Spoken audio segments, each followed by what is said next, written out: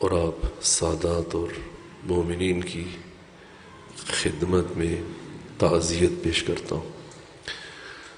میں 2 دن سے علیل تھا اور اپنے محترم میزبان سے بارہا گزارش کی کہ حاضر ہونے سے قاصر ہوں، لیکن ان کے اصرار اور خواہش کو مد نظر رکھ کے حاضر ہوا۔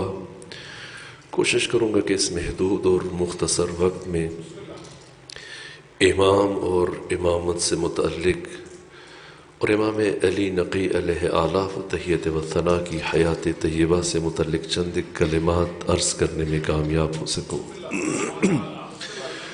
وجود مبارک حضرت امام علی نقی الہادی 214 ہجری میں دنیا میں تشریف لائے اور 254 ہجری میں آپ کی شہادت ہوئی۔ آپ کی حیات طیبہ 40 سالوں پر مشتمل ہے۔ 6 برس کی عمر میں آپ کی امامت کا آغاز ہوا اور آپ کا عہد امامت 34 سالوں پر مشتمل ہے۔ آپ کی ولادت باسعادت مامون الرشید کے عہد خلافت میں ہوئی اور آپ کی شہادت معتز باللہ کے عہد خلافت میں ہوئی۔ کیسے ممکن ہے کہ 6 برس کا بچہ کائنات کے لیے، ساری امت کے لیے امام بن جائے؟ اس کے لیے ضروری ہے کہ پہلے رک کر امامت کو سمجھا جائے کہ امامت کیا ہے۔ کسی نے مرحوم اقبال سے استفسار کیا کہ علامہ مجھے امامت سے متعلق کچھ بتائیں، تو اس سے پہلے کہ اقبال کچھ جواب دیتے دعا دی، کہا تو نے پوچھی ہے امامت کی حقیقت مجھ سے، حق تجھے میری طرح صاحب اسرار کرے۔ اس لیے کہ امامت کو سمجھنے کے لیے اہل دل ہونا شرط ہے۔ کبھی کوئی کم ظرف ہرگز مکتب امامت کو سمجھ نہیں سکتا۔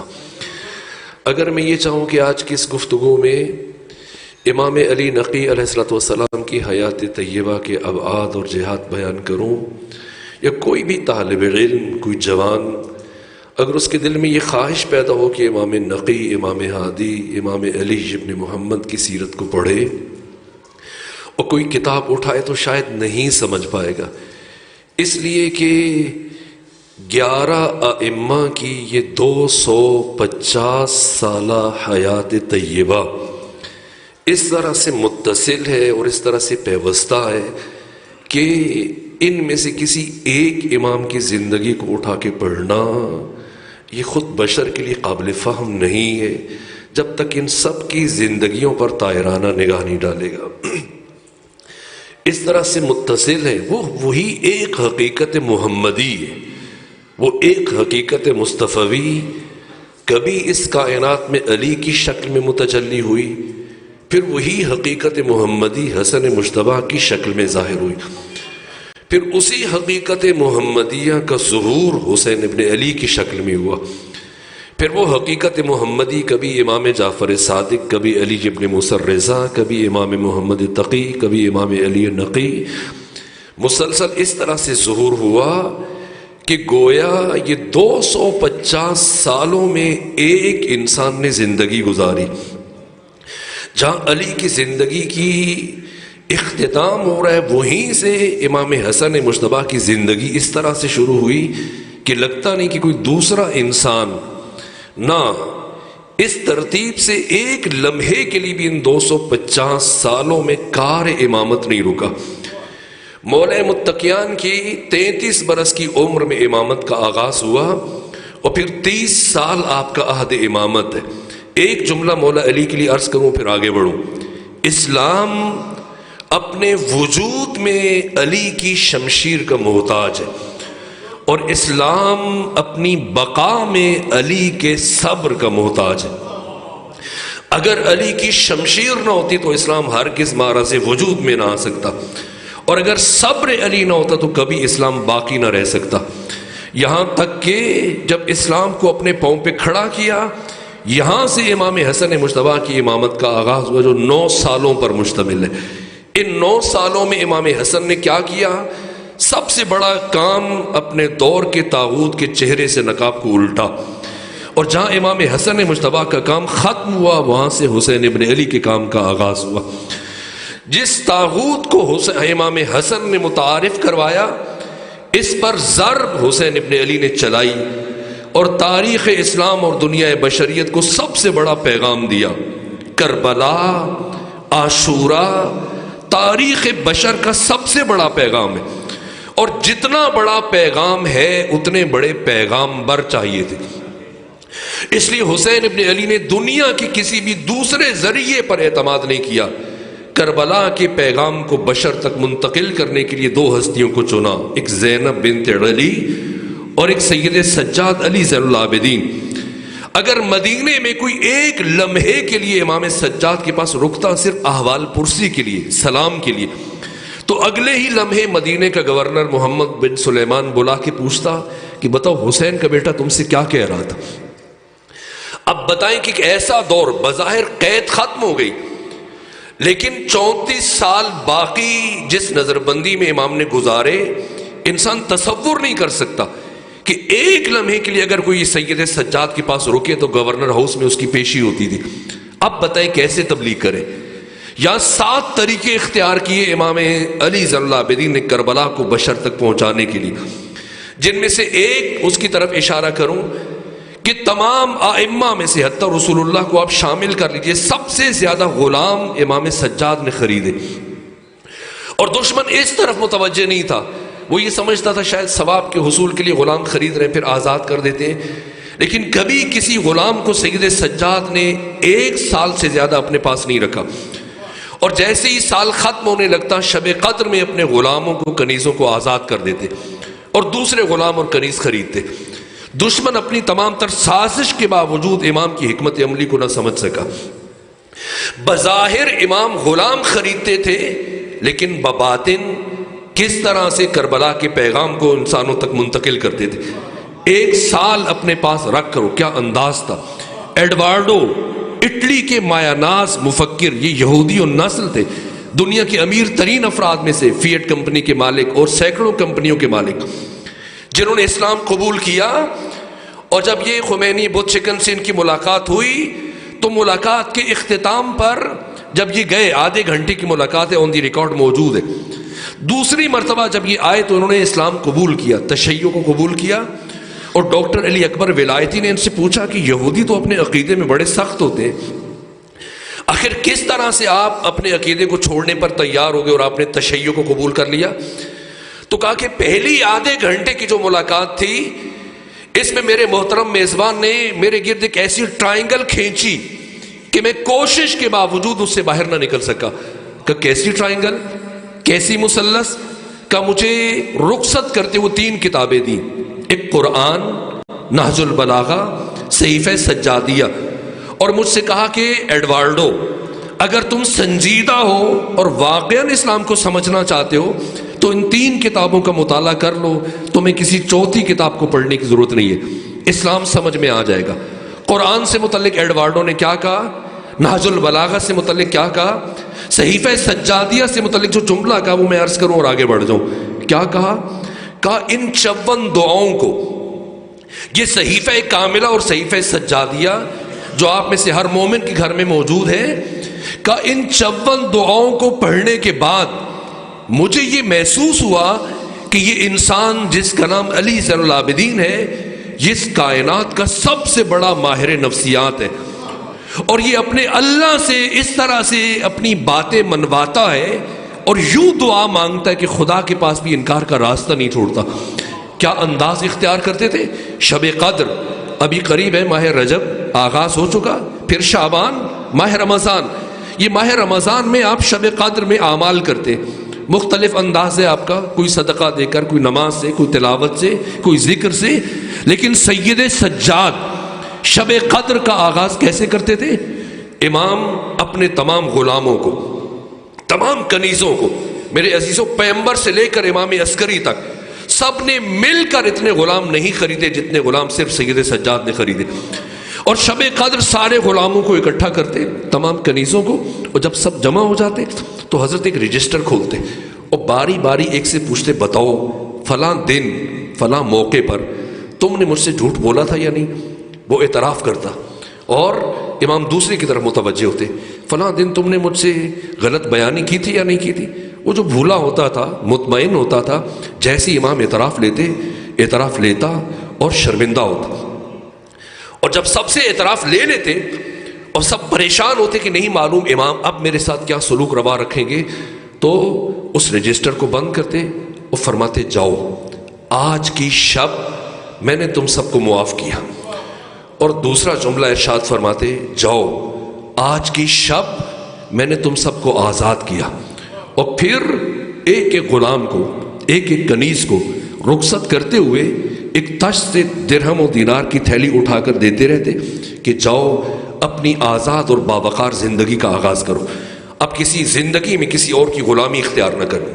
سب کو رخصت کرنے کے بعد حجرے کے دروازے کو بند کرتے، جائے نماز پر تشریف لاتے اور اپنے ہاتھوں کو دعا کے لیے اٹھاتے، اور اس جملے سے مناجات شب قدر کا آغاز کرتے کہ پروردگار دیکھ، میں نے بندہ ہوتے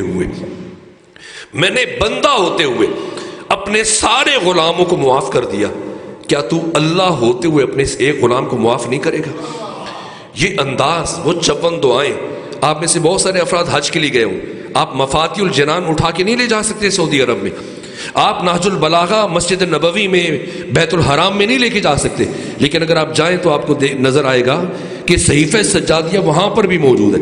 یہ معرفت کا بحر ذخار، یہ دعائیں اس انداز سے تبلیغ کی اور اس طرح سے کربلا باشعور انسانوں تک منتقل کی کہ رفتہ رفتہ بنو امیہ کی حکومت، آخر خود سوچیے گا اور وزن کیجیے گا کہ بنو امیہ کی اتنی مضبوط حکومت کس طرح سے صرف 91 سال کے بعد ختم ہو گئی۔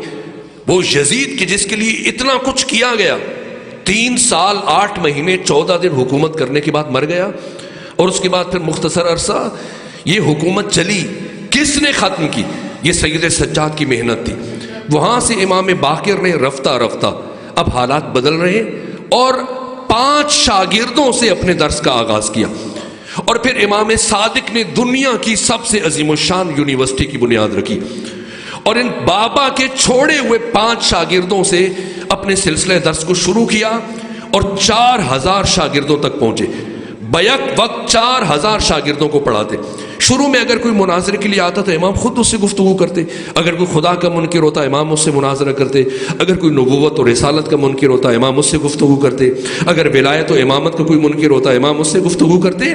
لیکن بعد میں بڑی بڑی برجستہ شخصیتوں کو تیار کیا، علوم قرآن میں جناب حمران کو تیار کیا، لغت اور ادبیات میں ابان بن تغلب کو تیار کیا، علم کلام اور عقائد میں مومن طاق کو تیار کیا، علم حدیث میں جناب ابو بصیر کو تیار کیا، علم فقہ میں جناب زرارہ کو تیار کیا، علم کیمسٹری اور علم کیمیا میں جابر بن حیان جیسی شخصیتوں کو تیار کیا۔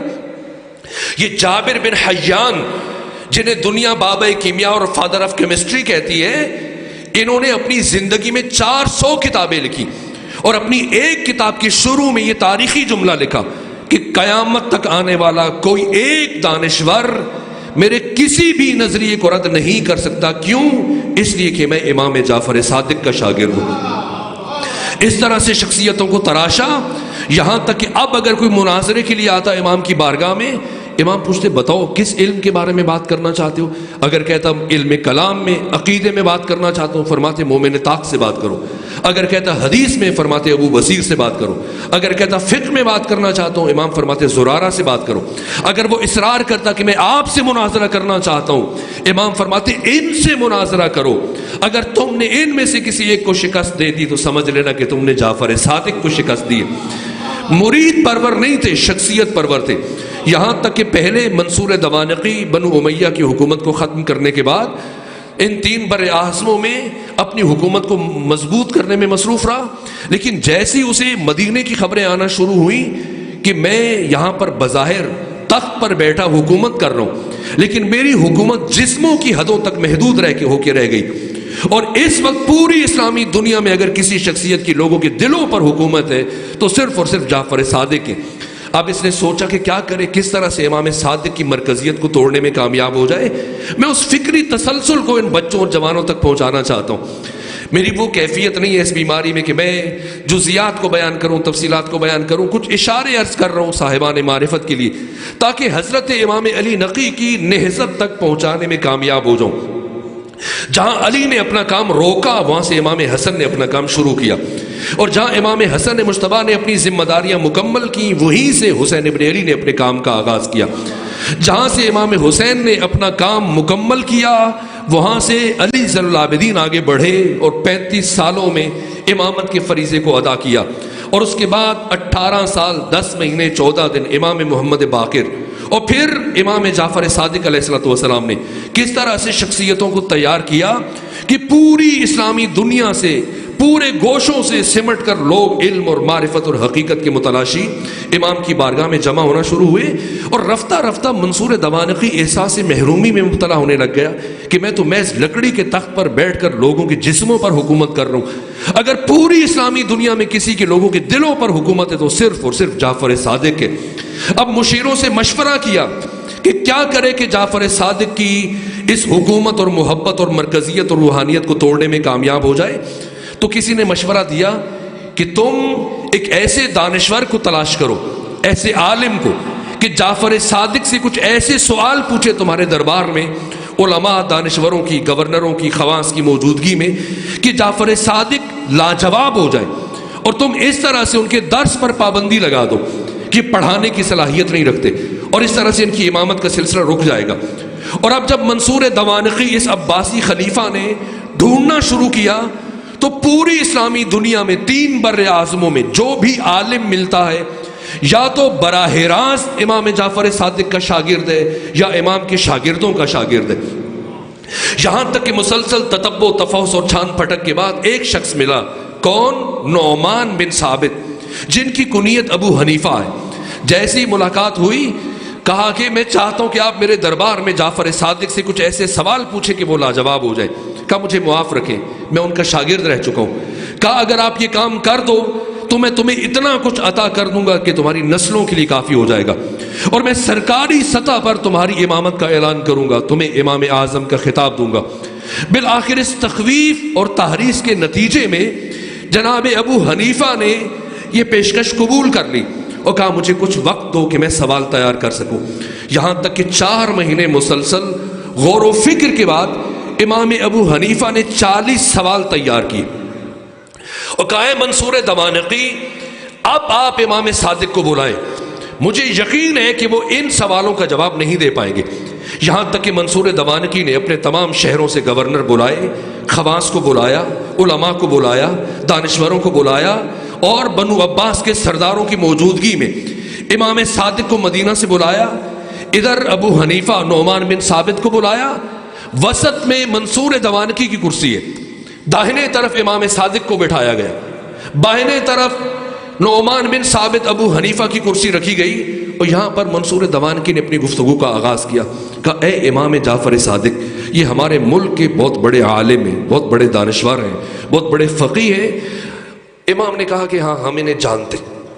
عجیب ہے، ظرف کی بلندی کی انتہا ہے، یہ نہیں کہا کہ یہ میرا شاگرد رہ چکا ہے، درحالی کہ امام ابو حنیفہ بارہا یہ اعتراف کر چکے تھے کہ لولا السنتان لہلک النعمان، اگر جعفر صادق کی شاگردی میں 2 سال عطا نہ ہوئے ہوتے تو نعمان ہلاک ہو جاتا، لیکن نہ، امام نے فرمایا ہم انہیں جانتے ہیں، یہ جو پوچھنا چاہتے ہیں ان سے کہہ کہ پوچھیں، بس وقت محدود ہے اور شاید میں زیادہ دیر تک آپ کو زحمت سماعت نہ دے سکوں۔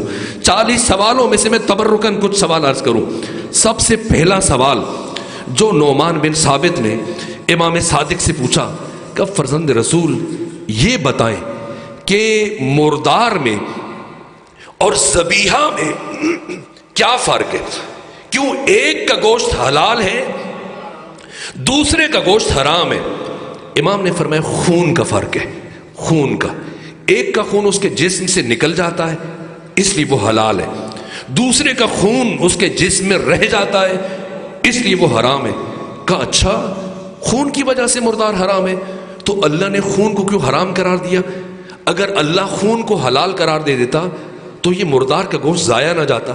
کم سے کم غریب اور نادار لوگ جو سال کے باقی دنوں میں گوشت نہیں کھا سکتے اسی مردار کا گوشت کھا لیتے، اللہ نے خون کو کیوں حرام قرار دیا؟ امام نے فرمایا اس لیے کہ اللہ اپنے بندوں سے محبت کرتا ہے اور اللہ اپنے بندوں پر رؤوف ہے، کریم ہے، مہربان ہے، اور اللہ کی محبت کا تقاضا تھا کہ اللہ کسی بھی مضر صحت شے کو اپنے بندوں پر حلال قرار نہیں دے سکتا۔ کہا اچھا خون میں کون سا نقصان ہے؟ امام نے فرمایا خون میں 3 نقصان ہیں۔ اگر کوئی خون استعمال کرے گا، خون کھائے گا یا پیے گا، ایک تو کوڑ اور جزام برس کی بیماری لاحق ہو جائے گی، دوسرا اس کے جسم سے بدبو اور تعفن اٹھے گا اور دوسروں کے لیے برداشت کرنا مشکل ہو جائے گا، اور تیسرے مرحلے میں وہ قسی القلب ہو جائے گا، سنگ دل ہو جائے گا، پتھر دل بن جائے گا، انسان کی انسانیت سے نکل جائے گا۔ کہا اچھا اگر ذبیحہ شرط ہے اور مردار کا گوشت حرام ہے تو ہمیں کیسے پتہ چلے کہ جو گوشت ہم بازار سے خرید کر لائے یہ ذبیحہ کا گوشت ہے؟ ہو سکتا ہے قصاب نے ہم سے خیانت کی ہو اور وہ مردار کا گوشت کاٹ کے ہمیں دے دے، تو کیسے پتہ چلے؟ اب آپ تو جہلوں کے رہنے والے، مجھے آپ کا تو نہیں معلوم، لیکن لاہور کے بارے میں جانتا ہوں کہ کئی سال تک گوشت کے نام پہ آپ کے یہ ساتھی کیا کچھ کھاتے رہے۔ تو ابو حنیفہ نے سوال کیا کہ کیسے پتہ چلے کہ جو گوشت ہم بازار سے خرید کر لائے یہ ذبیحہ کا ہے یا مردار کا ہے؟ امام نے فرمایا اگر تمہیں شک ہو کہ قصاب نے خیانت کی ہے تو گوشت لانے کے بعد اس گوشت کو آگ پر رکھو، اگر گوشت پھیلنا شروع ہو جائے تو مردار، اگر سکڑنا شروع ہو جائے تو ذبیحہ۔ کا اچھا تو پھر مچھلی کا ذبیحہ کیا ہے؟ مچھلی کو تو ذبح نہیں کیا جاتا۔ امام نے فرمایا مچھلی اگر پانی کے اندر مرے تو مردار، پانی سے باہر آ کر مرے تو ذبیحہ۔ کا کیا فرق پڑتا ہے پانی سے اندر مرے یا پانی سے باہر آ کر مرے؟ امام نے فرمایا مچھلی جب پانی کے اندر مرتی ہے تو مرنے سے پہلے تڑپتی نہیں ہے، لیکن جب پانی سے باہر آ کر مرتی ہے تو مرنے سے پہلے تڑپتی ہے، اور اس تڑپنے کے نتیجے میں مچھلی کے جسم کا سارا خون اس کے سر میں آ کر اکٹھا ہو جاتا ہے اور اس کا باقی سارا بدن محفوظ ہو جاتا ہے۔ کہا اچھا یہ بتائیں کہ ایسی جنت کا کیا فائدہ کہ انسان خود تو جنت میں چلا جائے، اس کی اولاد جہنم میں چلی جائے، ماں باپ جہنم میں چلے جائیں، بہن بھائی جہنم میں چلے جائیں، تو جب بھی جنت میں اسے اپنے ماں باپ بہن بھائی کی یاد آئے گی یہ جنت اس کے لیے جہنم بن جائے گی، تو ایسی جنت کا کیا فائدہ؟ امام نے فرمایا نہ، ہرگز ایسا نہیں ہوگا۔ کہ کیوں ایسا نہیں ہوگا؟ امام نے فرمایا جنت میں پہنچنے کے بعد انسان کی عقل کامل ہو جائے گی، اور جب انسان کی عقل کامل ہو جائے تو اس کی دوستی اور دشمنی کا معیار صرف خدا بن جاتا ہے، اور جب دوستی اور دشمنی کا معیار صرف خدا بن جائے تو پھر انسان کبھی اللہ کے دشمن کے لیے پریشان نہیں ہوتا۔ کہ اچھا یہ بتائیں کہ یہ سید ہونا کون سی بڑی بات ہے؟ یہ سید ہونا کون سا بڑا شرف ہے؟ اولاد فاطمہ ہونا کون سا بڑا شرف ہے؟ امام نے فرمایا کیا یہ شرف کم ہے کہ ہر ایک ہمارے نسب میں شامل ہونے کی کوشش کرتا ہے لیکن ہم کسی کے نسب میں شامل ہونے کی کوشش نہیں کرتے؟ کہا اچھا یہ بتائیں کیا وجہ ہے کہ جو آپ کے شیعہ ہیں یہ اعمال میں سست ہیں لیکن جو آپ کی ولایت کو نہیں مانتے یہ اعمال میں بہت چست ہیں، نمازیں پڑھتے ہیں، روزے رکھتے ہیں، عبادات کرتے ہیں، لیکن آپ کے پیروکار عبادات میں سستی دکھاتے ہیں؟ کیا وجہ ہے؟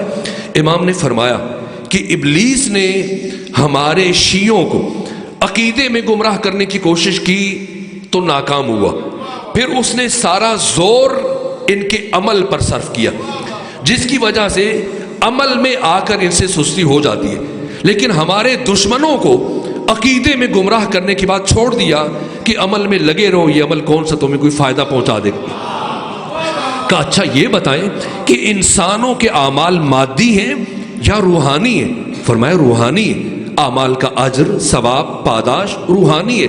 کہ اگر اعمال کا پاداش اور اجر روحانی ہے تو اللہ نے قرآن میں یہ کیوں فرمایا کہ قیامت کے دن اعمال کو تولا جائے گا؟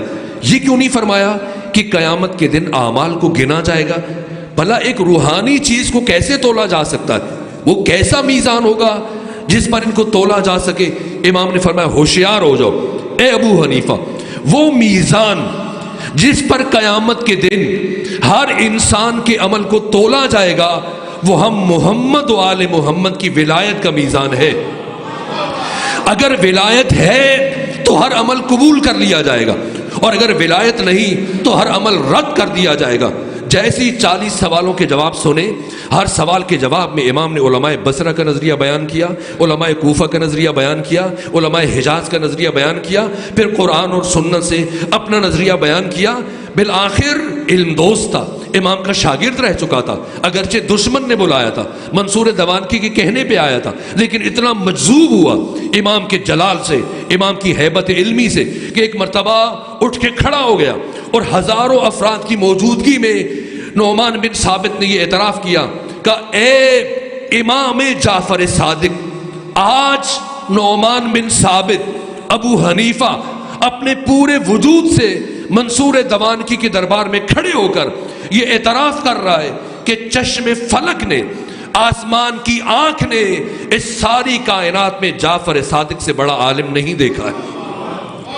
یہاں تک کہ اس طرح سے امام کی شہرت عوام سے نکل کر آپ کے علم کی شہرت خواص تک پہنچی، اور اب پریشان ہے منصور دوانکی، کیا کرے، کس طرح سے امام کے درس پر پابندی لگائے. اس لیے کہ 3 بر اعظموں میں اس طرح سے امام کی روحانیت اور مرکزیت پھیل چکی ہے. اس لیے کہ انوکھا حکم جاری کیا اپنے مشیروں سے مشورہ لینے کے بعد، کہا کہ جو شخص آج کے بعد جعفر صادق کے پاس جائے گا درس میں مسئلہ پوچھنے کے لیے، دین سیکھنے کے لیے، تو اسے سرکاری خزانے میں 1 درہم ٹیکس جمع کروانا پڑے گا. لیکن اگر کوئی ہمارے امام کے پاس جائے گا مسئلہ پوچھنے کے لیے تو اسے انعام میں تشویق کے طور پر 1 درہم دیا جائے گا. اب مومنین پریشان ہو گئے کہ کیا کریں، سارا دن مزدوری کریں، 1 درہم کمائیں. اب اگر وہ امام کے پاس جانے کے لیے خرچ کر دیں تو گھر کیسے چلائیں، اور اگر گھر چلائیں تو امام سے کسب فیض کیسے کریں. تو پریشان ہوئے. ابو بصیر نے 1 درہم حکومت کے سپاہیوں کو ادا کیا، امام کی بارگاہ میں آئے اور عرض کیا فرزند رسول، اب تو ہم آپ کی زیارت سے بھی محروم رہ گئے. پوچھا کیا ہوا؟ کہ حکومت نے آپ کے درس میں شرکت کے لیے ٹیکس عائد کر دیا اور یہ نیا حکم جاری کیا. علی کا بیٹا علی بن گیا، مشکل کشا کا بیٹا مشکل کشا بن گیا. تبسم فرمایا کہ ابو بصیر اس میں پریشانی کی کیا بات ہے، پہلے جاؤ حکومت کے مفتی کے پاس جا کے ایک مسئلہ پوچھ لو اور 1 درہم لے کے آ جاؤ، اور جب درہم مل جائے تو حکومت کے سپاہیوں کو ادا کرو اور جعفر صادق سے دین لے کر چلے جاؤ. اس میں پریشانی کیسی ہے؟ یہاں تک کہ پہلے نعمان بن ثابت وقتاً فوقتاً امام سے کسب فیض کے لیے حاضر ہوتے رہتے تھے، لیکن اس گفتگو کے بعد، مناظرے کے بعد ہمت نہیں ہوئی اور 2 سال برابر امام کے پاس جرأت نہیں کی آنے کی. اور 2 سال کے بعد جب کوفہ سے حج کے لیے مکہ آئے ابو نعمان بن ثابت امام ابو حنیفہ، تو پھر مدینہ آئے. جب مدینہ آئے دق الباب کیا، امام صادق کے دروازے پر دستک کی تو آپ کے غلام نے دروازہ کھولا، دیکھا ابو حنیفہ کھڑے ہیں تو کہا کہ امام صادق نے جن چند افراد سے ملاقات سے منع کر رکھا ہے ان میں آپ کا نام بھی موجود ہے، اس لیے میں آپ کی ملاقات نہیں کروا سکتا. لیکن ابو حنیفہ رکے رہے، واپس نہیں گئے، یہاں تک کہ اہل کوفہ کا ایک وفد آیا اور جب انہیں اذن باریابی ملا تو یہ بھی ان کے ساتھ شامل ہوئے، اندر چلے گئے. اور اس سے پہلے کہ وفد کے افراد امام سے کوئی سوال پوچھتے تو ابو حنیفہ نے سوال پوچھا کہ امام، اہل کوفہ کا یہ وفد آیا آپ کے پاس، میں نے سنا ہے کہ کوفہ میں آپ کے پیروکار، آپ کے شیعہ اصحاب رسول پر لعن طعن کرتے، اصحاب رسول کو برا بھلا کہتے، تو آپ کوئی خط تحریر کریں اپنے پیروکاروں کے نام کہ وہ اصحاب رسول پر لعن طعن نہ کیا کریں اور تاکہ اس عمل سے رک جائے. امام نے فرمایا ابو حنیفہ کون ہماری بات کو اہمیت دیتا ہے؟ فرمایا کیسے ممکن ہے کہ آپ خط لکھیں اور کوئی آپ کی بات کو اہمیت نہ دے؟ امام نے فرمایا ابو حنیفہ آپ 2 سال برابر مجھ سے پڑھتے رہے، میرے شاگرد رہے ہو، مجھ سے کسب فیض کیا، اس کے باوجود کہ تم میرے شاگرد ہو، تم نے مجھ سے دین سیکھا، میں نے تمہیں اپنے گھر میں آنے کی اجازت نہیں دی، تم بغیر اجازت اندر آ گئے، میں نے تمہیں گفتگو کی اجازت نہیں دی، تم بغیر اجازت لیے گفتگو کرنا شروع ہو گئے۔ تو جب میرا شاگرد میری بات کو ماننے کے لیے تیار نہیں تو کسی اور سے کیا توقع رکھوں، امید رکھوں؟ ابو حنیفہ میں نے سنا ہے کہ تم نے امامت کا دعویٰ کر رکھا ہے۔ کہاں؟ جب مجھ میں صلاحیت پائی جاتی ہے تو کیوں لوگوں کو اپنے علم سے محروم رکھوں؟ فرمایا اچھا، اگر تم خود کو امام سمجھتے ہو اور تمہارا عقیدہ ہے کہ تم میں امامت کی صلاحیت پائی جاتی ہے تو یہ بتاؤ کہ اگر کوئی شخص حالت احرام میں ہرن کے اوپر والے دانت توڑ دے تو اس کا کفارہ کیا ہوگا؟ کچھ دیر سوچا، سوچنے کے بعد کہا امام مجھے اس مسئلے کا جواب نہیں پتا۔ امام نے فرمایا ابو حنیفہ آپ کو تو یہ بھی نہیں پتا کہ ہرن کے اوپر والے دانت ہوتے ہی نہیں ہیں۔ تو جب اتنا بھی نہیں پتا تو پھر خالی امامت کا دعویٰ کر رکھا ہے۔ اور میں نے سنا ہے کہ آپ کا مسلک اور مشرب اور منہج قیاس ہے اور دین میں قیاس سے کام لیتے ہیں، در حالی کہ سب سے پہلے جس نے قیاس کیا وہ ابلیس تھا۔ کہا فرزند رسول جب مجھے قرآن سے سنت سے کوئی کسی مسئلے کا جواب نہیں ملے گا تو میں کس طرح سے اس مسئلے کا حل دے سکتا ہوں؟ کہاں سے سوائے قیاس کے؟ امام نے فرمایا اگر تمہارا منہج قیاس ہے تو یہ بتاؤ کہ قتل بڑا جرم ہے یا بدکاری بڑا جرم ہے؟ کہ قتل بڑا جرم ہے، بدکاری چھوٹا جرم ہے۔ کہ اچھا اگر قتل بڑا جرم ہے اور بدکاری چھوٹا جرم ہے قتل کی نسبت، تو قتل کے ثبوت کے لیے 2 گواہ کافی ہیں، لیکن بدکاری کے ثبوت کے لیے، قتل کے ثبوت کے لیے 2 گواہ کافی، بدکاری کے لیے 4 گواہ شرط ہے۔ کیوں؟ کہ یہ معلوم نہیں۔ کہ اچھا یہ بتاؤ کہ ایک خاتون جو یہ بتاؤ کہ نماز افضل ہے یا روزہ افضل ہے؟ کہا کہ نماز افضل ہے، روزے سے نماز کا رتبہ بلند ہے۔ کہ اگر نماز افضل ہے تو ایک خاتون جو مہینے کے کچھ دن نماز نہیں پڑھ سکتی اور روزہ نہیں رکھ سکتی، دوبارہ جب پاکی کی حالت میں پلٹتی ہے تو اس پر روزوں کی قضا تو واجب ہے لیکن نماز کی قضا واجب نہیں ہے۔ تو جو افضل ہے اس کی قضا نہیں، اور جو افضل ہے اس کی قضا نہیں، اور جو افضل نہیں اس کی قضا ہے۔ کیوں؟ کہ اس کا مجھے معلوم نہیں، اس کا مجھے معلوم نہیں۔ یہاں تک کہ امام پوچھتے چلے گئے، اس نے بھی 40 سوال پوچھے تھے، امام نے بھی 40 سوال پوچھے۔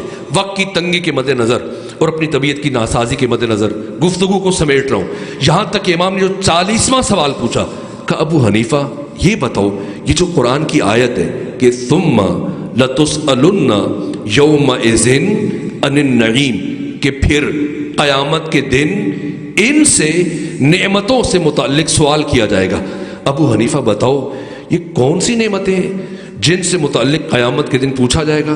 کہ یہی جو ہم کھاتے ہیں، پیتے ہیں، پہنتے ہیں، استعمال کرتے ہیں۔ کہ اچھا اگر تمہارے زعم میں اور تمہارے خیال میں یہ نعمتیں مراد ہیں تو پھر بتاؤ اگر ایک شخص تمہیں اپنے گھر کھانے پہ بلائے، بہترین کھانا کھلائے، اچھے اچھے مشروبات پیش کرے، پھل کھلائے اور دوسری چیزیں، پھر جاتے ہوئے تمہیں تحفے دے، خوشبو دے، لباس دے، پارچہ دے، لیکن بڑی عزت سے رخصت کرنے کے بعد میں جب تم لوگوں کے درمیان کھڑے اسے مل جاؤ تو تمہیں روک کر پوچھنا شروع کر دے کہ بتاؤ فلاں دن جب تم میرے گھر میں آئے تھے میں نے تمہیں کھانے میں کیا دیا تھا، پینے میں کیا دیا تھا، پہننے میں کیا دیا تھا؟ تو ایسے شخص کے بارے میں کیا سوچو گے؟ کہ میں یہی سوچوں گا بہت کمینہ آدمی ہے، بہت کم ظرف شخص ہے کہ کھلانے کے بعد، پلانے کے بعد، دینے کے بعد جتلا رہا ہے۔ کہ اب بتاؤ خدا کے بارے میں کیا عقیدہ ہے، خدا کے بارے میں کیا خیال ہے؟ کیا تم اللہ سے متعلق یہ عقیدہ رکھتے ہو کہ اللہ دنیا میں تمہیں کھلائے گا، پلائے گا، یہ نعمتیں دے گا اور پھر قیامت کے دن انہی سے متعلق پوچھے گا؟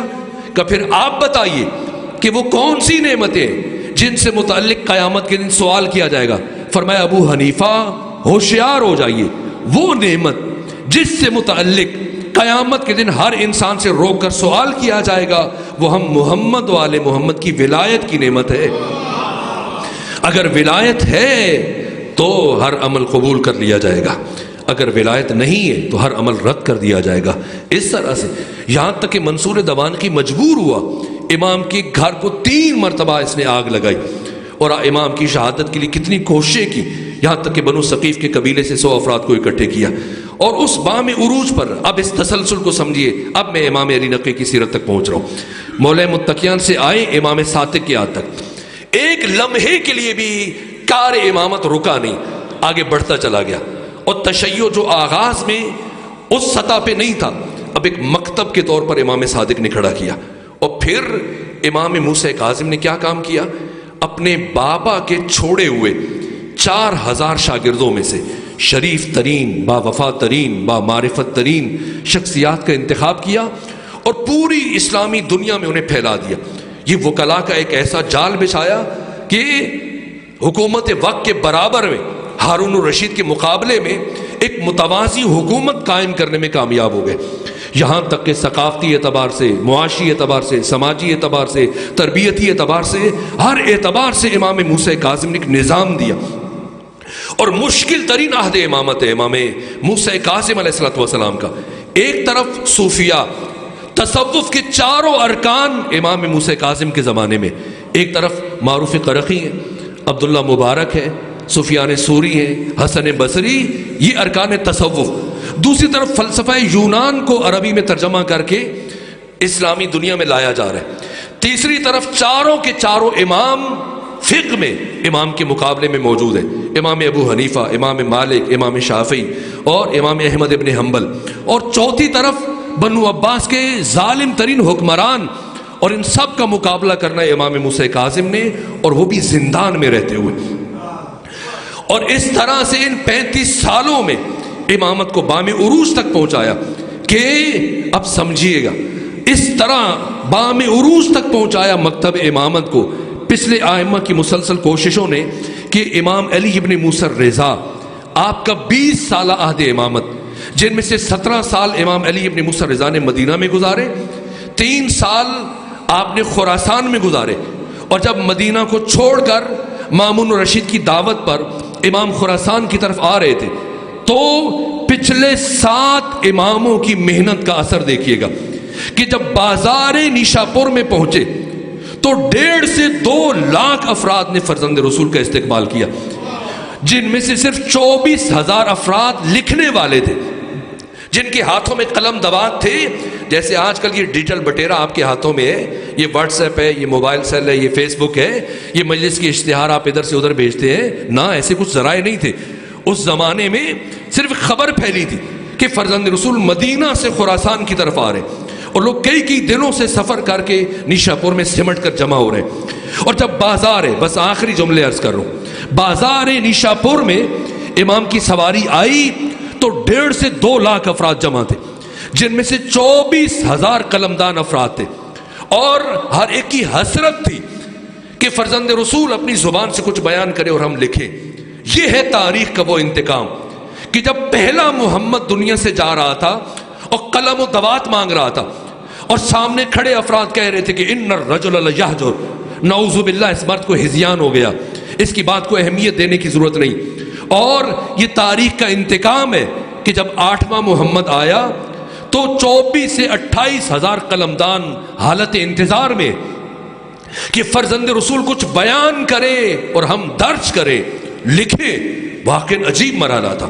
یہاں تک کہ امام اسماعیل بخاری اور امام مسلم بن حجاج کے اساتید، ابن ابی شیبہ اور باقی بڑے بڑے محدث موجود تھے، ہزاروں کی تعداد میں. یہاں تک کہ امام احمد ابن حنبل بھی اس محفل میں موجود تھے. یہ جو جملہ میں نے اپنے خطبے کے آغاز میں پڑھا، زیارت جامع کبیرہ، جو امام علی نقی کی زبان سے جاری ہوئی، یہ معرفت امام اور امامت کے لیے ایک نصاب ہے. اس کا یہ جملہ جو امام علی نقی نے ارشاد فرمایا کہ بنا تمت کلمت التوحید، کہ ہم 14 وہ ہیں کہ جن سے توحید خدا مکمل ہوتی ہے. اس جملے کو بازار نیشاپور میں علی ابن موسیٰ الرضا کے اس جملے سے ملا رہا ہوں. شاید آج کی حد تک اس سے آگے نہ بڑھ سکوں، لیکن اسی نقطے پر اور انتظار کر رہا ہوں کہ مجھ سے بات پڑھنے والے میرے معزز ساتھی پہنچے اور میں گفتگو کو سمیٹ لوں. لیکن بس آخری جملہ آج کی حد تک عرض کرنے لگا ہوں. جیسی علی ابن موسیٰ الرضا پہنچے، اس لیے کہ آپ کی جان کو خطرہ تھا، تو 40 اونٹوں پر نقاب ڈال دیے گئے تھے عماریوں پر، تاکہ پتہ نہ چل سکے کہ امام کس میں سوار ہے۔ یہاں تک کہ حاضرین نے شور مچایا، آوازیں بلند ہوئی، فرزند رسول بہت دیر سے کھڑے رخ جمال کی زیارت کا انتظار کر رہے، رخ جمال سے پردہ ہٹائیے تاکہ آپ کے چہرے کی زیارت کا شرف حاصل کر سکے۔ تو ایک عماری سے پردہ ہٹا، اور جیسی لوگوں کی نگاہیں امام علی ابن موسیٰ رضا کے چہرے پر پہنچی، پڑھی ایک مرتبہ شور گریہ بلند ہوا اور امام نے وہ پردہ نیچے گرا دیا، اور جب آپ کی سواری نے چند قدم اٹھائے آگے بڑھائے، مجھے احساس ہے سردی کے اس موسم میں اور موسم کی برہمی میں آ کر کسی مجلس عزا میں شرکت کرنا اور دیر تک زمین پر بیٹھنا ایک مشکل مرحلہ ہے، لیکن جو آپ بیٹھے ہیں اس محنت کا کوشش کروں گا صلہ دینے کے لیے جملہ عرض کروں، پوری گفتگو کا نچوڑ دینے کے لیے آپ کی زحمتوں کو تمام کر رہا ہوں۔ یہاں تک کہ اس مجمع سے جیسی امام نے عماری کا پردہ گرایا، مجمع سے آواز بلند ہوئی، فرزند رسول اپنے رخ جمال کی زیارت تو عطا کر دی، کچھ بتا دیجئے، آپ کی زبان سے کچھ سننا چاہتے، کوئی حدیث بتا دیجئے، کوئی حدیث بیان کر دیجئے۔ دوبارہ پردہ ہٹا اور لبھائے علی ابن موسیٰ رضا میں جنبش پیدا ہوئی، فرمایا سنو، مجھ سے میرے بابا موسیٰ کاظم نے، ان سے ان کے بابا جعفر صادق نے، ان سے ان کے بابا محمد باقر نے، ان سے ان کے بابا علی زین العابدین نے، ان سے ان کے بابا حسین ابن علی نے، ان سے ان کے بھائی حسن مجتبیٰ نے، ان سے ان کے بابا علی ابن ابی طالب نے، ان سے رسول اللہ نے، اور ان سے اللہ نے یہ فرمایا۔ وزن کریں گے آپ، اسے سلسلۃ الذہب کہا جاتا ہے۔ ہر محدث کا دنیا حدیث میں ایک الگ سلسلۃ الذہب ہے، ہر محدث کا۔ اگر برادران اہل تسنن تشریف فرمائے یا ان کے علماء ہوں، ان سے پوچھئے، جیسے ام المومنین عائشہ، ابو ہریرہ اور ام المومنین سے بہت زیادہ روایات اور احادیث مروی ہیں، تو ان کا اپنا سلسلۃ الذہب ہے۔ اگر 1000 آدمی ام المومنین عائشہ سے حدیث نقل کرے، کسی کی وہ حیثیت نہیں ہے جو ان کا بھانجا عروہ بن زبیر ان سے حدیث نقل کرے، اور عروہ بن زبیر سے اگر 1000 آدمی حدیث بیان کرے، کسی کو علماء وہ حیثیت نہیں دیتے جو محمد ابن مسلم ابن شہاب زہری اس سے حدیث نقل کرتا ہے۔ تو یہ ان کا سلسلۃ الذہب ہے، اور یہ سلسلۃ الذہب ہے علی ابن موسیٰ رضا کا، اسے سلسلۃ الذہب کہا جاتا ہے۔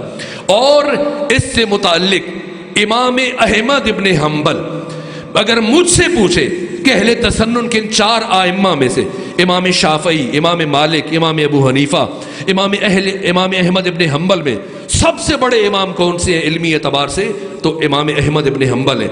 اہل حدیث جن کو مانتے ہیں، یہ امام احمد ابن حنبل 6 لاکھ احادیث کے حافظ ہیں، 6 لاکھ احادیث کے حافظ۔ یہ امام احمد ابن حنبل جب امام کی امامت کا آغاز ہوا امام علی ابن موسیٰ رضا کی، تو ان کی عمر 19 سال تھی، اور جب امام علی ابن موسیٰ رضا بازار نیشاپور میں پہنچے ان کی عمر 36.5 سال تھی، اور جب امام علی ابن موسیٰ رضا کی شہادت ہوئی امام احمد ابن حنبل کی عمر 40 سال تھی، اور پھر 203 ہجری میں امام علی ابن موسیٰ رضا کی شہادت ہوئی، اور 241 ہجری میں امام احمد ابن حنبل کی وفات ہوئی۔ یہ احمد ابن حنبل جو خود پہاڑ سے زیادہ وزنی نام ہے، یہ بھی بازار نیشاپور میں موجود تھے۔ جیسے یہ سلسلہ سند سنا کہ امام علی ابن موسیٰ رضا خود سے خدا تک پہنچے، حدیث نہیں، یہ سلسلہ سند جو علی ابن موسیٰ رضا نے بیان کیا، تو احمد ابن حنبل نے سننے کے بعد یہ تاریخی جملہ کا کہ جس خوبصورت انداز سے علی ابن موسیٰ رضا خود سے خدا تک پہنچے، اگر اسی ترتیب سے ان مقدس ناموں کو کسی پاگل اور دیوانے پر پڑھ کر دم کر دیا جائے تو اسے شفا حاصل ہو جائے۔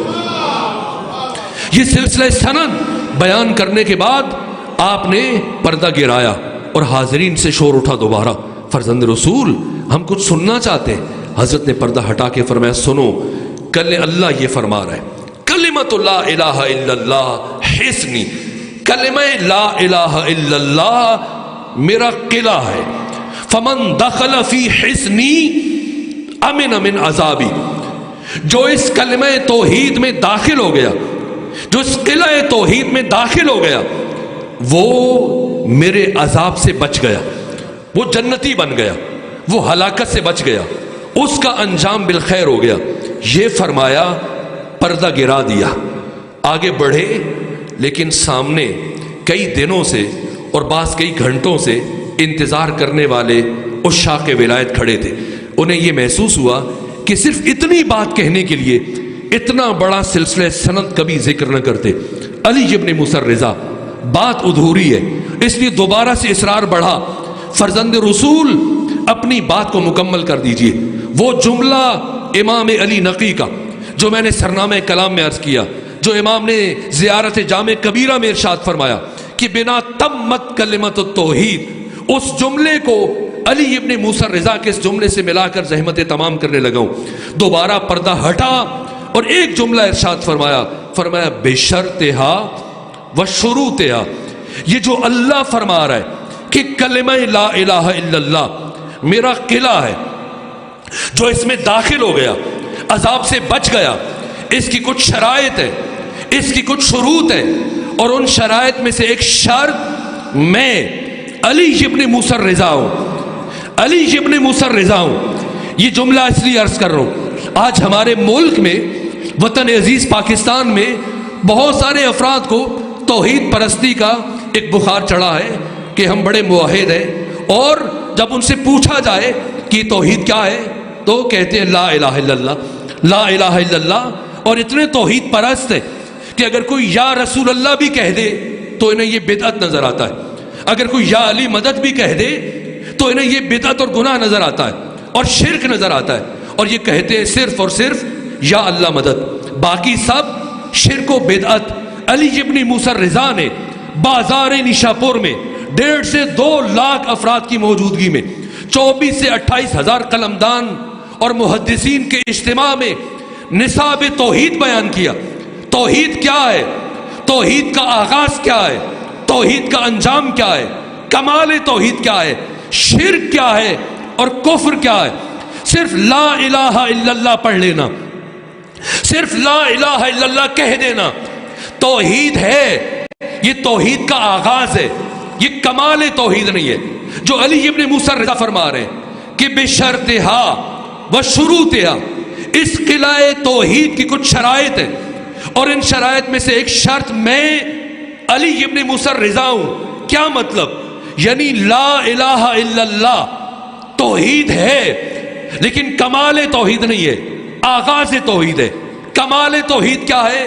اللہ کی وحدانیت کے بعد ان 14 کی ولایت کا اقرار کرنا، اظہار کرنا، اعتراف کرنا، یہ کمال توحید ہے۔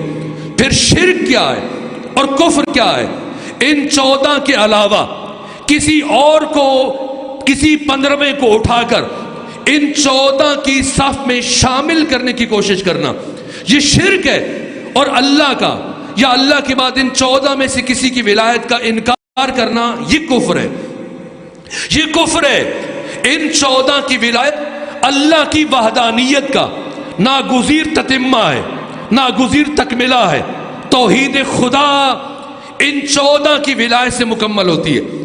ان 14 کی ولایت اللہ کے طول میں ہے، اللہ کے عرض میں نہیں ہے، اللہ کے مقابلے میں نہیں ہے، اللہ کے مقابلے میں کوئی حیثیت نہیں رکھتا۔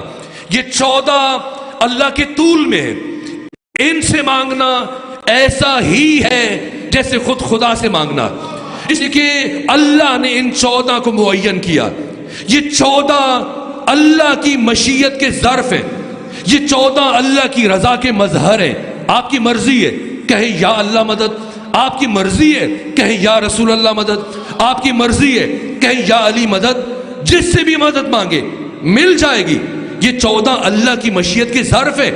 اگر کسی کو سمجھ نہ آئے تو 56 بڑی بڑی کتابیں مقتل کی، مقتل ابی مخنف ہے، منہاج الدموع ہے، دمۃ الثاقبہ ہے، نفس المحموم ہے، شہید انسانیت، کوئی اٹھائیں، سب نے لکھا، اہل تسنن نے، اہل تشیع نے۔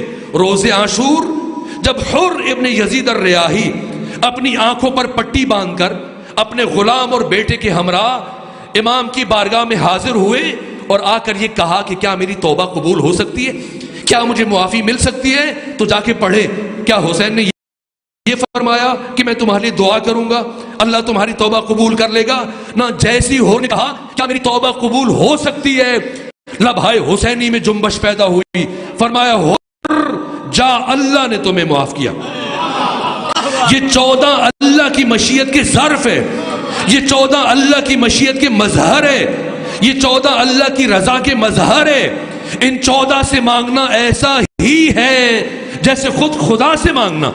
ان 14 کو خود خدا نے معین کیا، اس لیے کہہ رہا ہوں آپ کی مرضی ہے، کہے یا اللہ مدد، اگر جی چاہے کہہ دے یا رسول اللہ مدد، اور اگر جی چاہے کہہ دے یا علی مدد، یا مہدی مدد، یا حسین مدد، یا صادق مدد، یا علی نقی مدد، جس سے بھی مدد مانگے مدد مل جائے گی۔ اللہ سے مدد مانگے مل جائے گی، رسول سے مانگے مل جائے گی، علی سے مانگے مل جائے گی، جس سے بھی مانگیں گے مدد مل جائے گی۔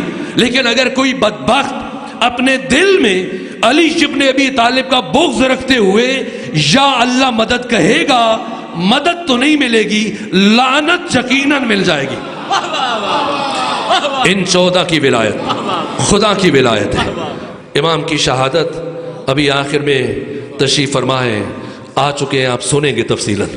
میں اس ہستی کا ذکر کروں جس نے ان 14 کی ولایت کو بچایا۔ کون ہے؟ سیدہ زہرا کی شخصیت کے باقی ابعاد ہیں، جہتیں ہیں، ڈائمنشنز ہیں، پہلو ہیں، جنہیں بیان کیا جائے تربیتی حوالے سے، باقی پہلوؤں سے، لیکن وہ راز جس کے لیے حق تعالیٰ نے نور فاطمہ کو اس کائنات میں اتارا، فلسفہ ارسال نور فاطمہ زہرا کیا ہے، کیوں بھیجا؟ ابھی میں یہاں پر پہلی مرتبہ حاضر ہوا تو نیالہ، یہ جہلم کا دیہات، اور جب آیا فرض کیجئے میرے میزبان مجھے چائے پیش کر دیں، کھانا کھلا دیں، جیسے آیا تو کچھ افراد تصاویر لے رہے تھے، اور اب ایک بچہ یہ جوان دیکھے ہو کہ ہاں سید علی مدنی ہمارے یہاں آئے تھے، وہ کھانا کھانے کے لیے، چائے پینے کے لیے، تصویریں کھنچوانے کے لیے، تو اس نے اشتباہ کیا، اس لیے کہ ان میں سے میرے آنے کا کوئی ایک مقصد نہیں، جب آیا تو چلے آپ نے کھانا پیش کیا، میں نے کھا لیا، یا باقی امور، میرے آنے کا مقصد جہاں پر آج کی اس مجلس سے عزا سے خطاب کرنا تھا، جناب سیدہ کی شخصیت کے جو ابعاد اور پہلو ہیں، جہتیں، وہ سب بجائے خود ہیں، لیکن اللہ نے اس بی بی کو اس کائنات میں بھیجا صرف ایک مقصد کی بقا کے لیے، اور اس مقصد کی بقا منحصر تھی ذات فاطمہ زہرا میں۔ اگر سیدہ زہرا کے بغیر وہ مقصد حاصل ہو سکتا تو اللہ کبھی بھی اپنے سب سے بڑے راز کو عیاں نہ فرماتا، سب سے بڑے راز کو ظاہر نہ فرماتا۔ وہ مقصد ان 14 کی ولایت کی بقا تھی۔ اس لیے خود علی متقی ہندی امام اہل سنت ہے، کنز العمال میں یہ تحریر کیا کہ روز محشر جب سیدہ کی سواری میدان محشر میں آئے گی تو خدا فرمائے گا یا اہل محشر غضوا ابصارکم ونکسوا رؤوسکم، سروں کو جھکا لو، آنکھوں کو بند کر لو، یعنی غیرت الہیہ کو یہ گوارا نہیں کہ کوئی نبی بھی آنکھ اٹھا کر سیدہ زہرا کی طرف دیکھے، یہ اللہ کی مشیت ہے۔ اور سیدہ کی مشیت کیا ہے؟ جب پیغمبر نے پوچھا فاطمہ بتائیں آپ کی زندگی کی سب سے بڑی خواہش کیا ہے؟ فرمایا بابا صرف ایک خواہش ہے کہ ساری زندگی کبھی کوئی نامحرم مجھے نہ دیکھے، نہ میں کسی نامحرم کو دوں۔ تو جب اللہ بھی یہی چاہتا ہے اور سیدہ کی مشیت بھی یہی ہے تو پھر آخر کیا راز ہے کہ ایک دن یہی بی بی اپنے گھر سے باہر تشریف لائی؟ جناب سیدہ حزب حاکم کو اپنے گھر میں بلا سکتی تھی، کیا مولا متقیان نے نہیں بلایا؟ بلایا۔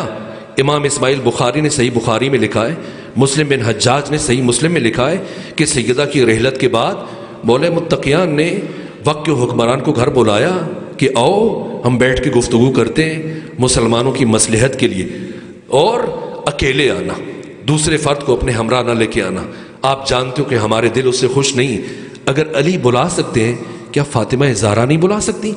بلا سکتی ہیں۔ کیا بلایا؟ نہیں بلایا.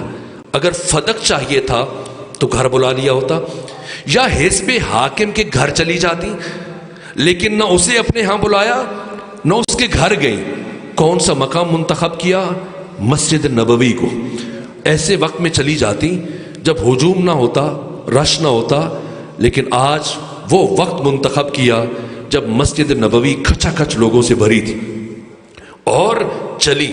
بنو ہاشم کے جوان آگے بڑھے کہ ہم بھی آپ کے ہمراہ چلیں گے. فرمایا نہ، آج بنو ہاشم میں سے کوئی مرد میرے ساتھ نہیں جائے گا. سیدہ جانتی ہیں کہ اگر کوئی مرد چلا گیا تو میری نہضت اور میری تحریک نابود ہو جائے گی، میری محنت ضائع ہو جائے گی. کسی مرد کو ساتھ نہیں لیا، خواتین کو ساتھ لیا. 2 بیٹے حسن اور حسین، 1 سال کا فرق ہے. دونوں کو لے جائیں یا دونوں کو چھوڑ جائیں؟ ایک کو گھر میں چھوڑا، ایک کو ساتھ لے کے گئی. امام حسن کو گھر میں چھوڑا، امام حسین کو ساتھ لے کے گئی. کیوں امام حسین کو ساتھ لے کے گئی؟ اس لیے کہ جس حسین کے آنے پر رسول اللہ وارث حدیث ممبر سے نیچے آ جاتے تھے، اب حزب حاکم اس حسین کی موجودگی میں کسی جھوٹی حدیث کا سہارا لینے کی کوشش نہ کرے. کتنی بیٹیاں ہیں؟ 2 بیٹیاں، زینب کبریٰ، زینب صغریٰ، جنہیں ام کلثوم کہا جاتا ہے. دونوں کو لے جائیں یا دونوں کو گھر چھوڑ جائیں؟ نہ، چھوٹی بیٹی کو گھر میں چھوڑا، زینب کبریٰ کو ساتھ لے کے گئی. کیوں؟ اس لیے کہ جس بی بی نے 61 ہجری کی کربلا میں خاموش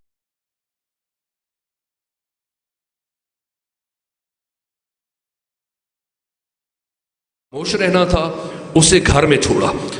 اور جس بی بی نے 61 ہجری کی کربلا میں خود زہرا کے لہجے میں اپنے آنے کے تاغوت کو للکارنا تھا، اسے فاطمہ ساتھ لے کے گئی تاکہ زینب سیکھ لے کہ گفتگو کی جاتی ہے.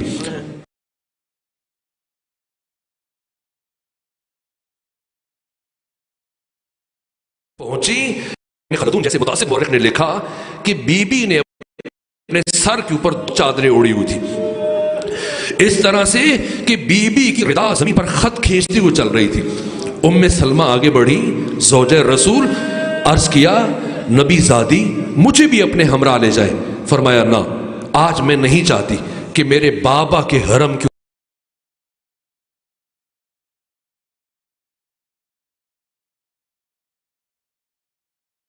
حرمت پائمال ہو جائے. یہ محاذ فاطمہ زہرا کا محاذ ہے. آج میں اکیلی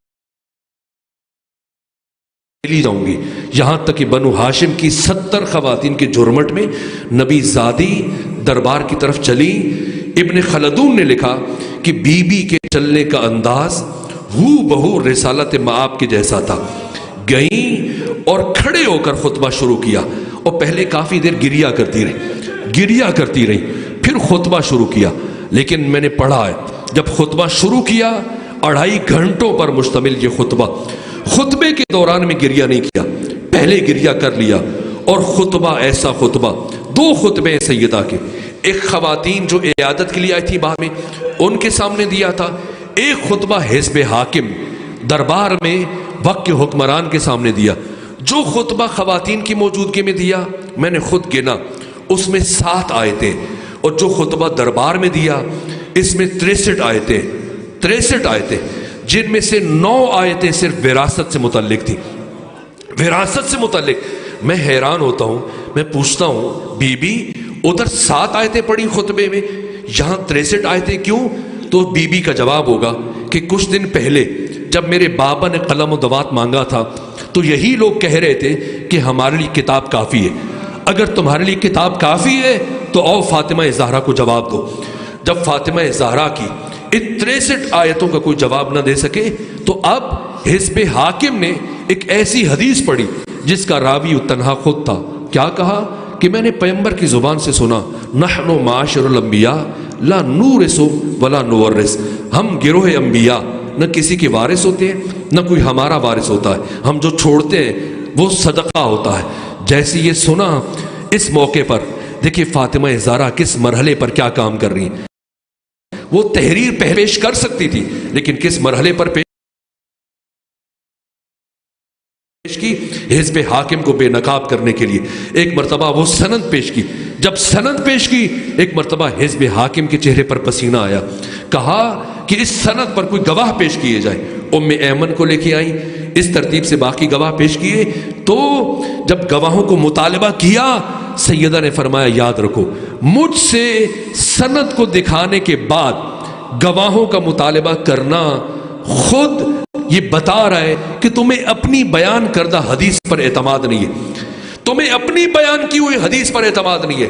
ورنہ اگر تمہیں اپنی حدیث پر اعتماد ہوتا تو کبھی مجھ سے گواہ طلب نہ کرتا. حدیث رسول کے مقابلے میں کسی گواہ کی کیا حیثیت ہے؟ بہرحال مختصر کروں، میرے پڑھنے والے محترم تشریف لا چکے ہیں، آخری جملہ عرض کروں. یہاں تک کہ سیدہ نے خطبہ مکمل کیا اور اتنی فصاحت تھی کہ ایک فرد بار بار کوہنیاں مار رہا تھا حزب حاکم کو کہ بی بی کے خطبے کو قطع کرو. لوگوں کی، حاضرین کی کیفیت بدل رہی ہے. وہ کوشش کے باوجود سیدہ کے خطبے کو کاٹ نہ سکا، اس لیے کہ سیدہ کائنات کے فصیح ترین انسان کی بیٹی ہیں، کائنات کے بلیغ ترین انسان کی زوجہ ہیں، خود کائنات کی فصیح ترین اور بلیغ ترین شخصیت ہیں. خطبہ دیا، قصر خلافت کو منہدم کیا، اور ابھی بھی بی بی گھر نہیں آئی. 2.5 گھنٹے کھڑے ہو کر خطبہ دینے والی فاطمہ اب ایک ایک صحابی کے دروازے پر دستک دے رہی ہے، لیکن آج سیدہ کے لیے کوئی دروازہ نہیں کھل رہا. ایک دروازہ کھولا، معاذ بن جبل نے دروازہ کھولا. جب دروازہ کھولا، سیدہ نے اس سے پوچھا بی بی آپ میرے دروازے پر آئی؟ مجھے بلا لیا ہوتا. فرمایا اے معاذ، کچھ دن پہلے غدیر میں جو اعلان سنا تھا حق پائمال ہو رہا ہے، او دربار میں گواہی دو علی کے حق میں پیغمبر نے کیا فرمایا تھا. معاذ نے کہا جب سارا مدینہ خاموش ہے، مجھ اکیلے معاذ کی گواہی آپ کے کس کام کی؟ فرمایا تم باقیوں کی فکر نہ کرو، تم نے سنا ہے میرے بابا سے، تم آ کر گواہی دے دو کہ نبی زادی مجھے معاف رکھے، مجھے معاف رکھے، میں شرمندہ ہوں، میں گواہی نہیں دے سکتا. جیسے ہی معاذ نے یہ جملہ کہا، بی بی نے فرمایا اے معاذ یاد رکھنا، جب تک زندہ رہوں گی کبھی تم سے کلام نہیں کروں گی. یہ کہتی ہوں بی بی چلی. معاذ بن جبل کا بیٹا گھر میں داخل ہو رہا تھا.